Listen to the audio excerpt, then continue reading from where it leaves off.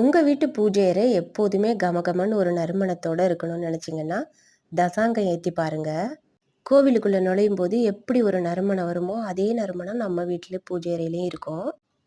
தசாங்கம் வந்துட்டு இந்த பவுடர் ஃபார்மில் தான் இருக்கும், வில்லையாகவும் இருக்கும்.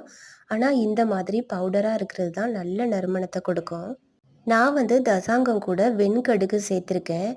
இது வெண்கடுகு நம்ம வீட்டில் உள்ள நெகட்டிவ் எனர்ஜிகளையும் திருஷ்டிகளையும் போக்கும். இது கூட கலந்து வைக்கும்போது நல்ல நறுமணமாகவும் இருக்கும், திருஷ்டியும் போயிடும். தசாங்கத்தை அந்த கோணுக்குள்ளே வச்சு லைட்டாக அமுக்குனாலே போதும். ஒரு அகல் ஏதாவது எடுத்துகிட்டு அதில் வச்சுக்கலாம். நான் தசாங்கம் சட்டுன்னு எரியணும் அப்படிங்கிறதுக்காக கொஞ்சோண்டு கற்பூரத்தை சேர்த்துக்கிறேன். எப்படி செஞ்சு பாருங்கள். உங்கள் வீட்டு பூஜை அறை நல்ல வாசமாகவும் நல்ல நறுமணமாகவும் இருக்கும். என்னோடய வீடியோ பிடிச்சிருந்துச்சுன்னாக்கா என்னோட மென் பாரதி யூடியூப் சேனலை சப்ஸ்கிரைப் பண்ணுங்கள்.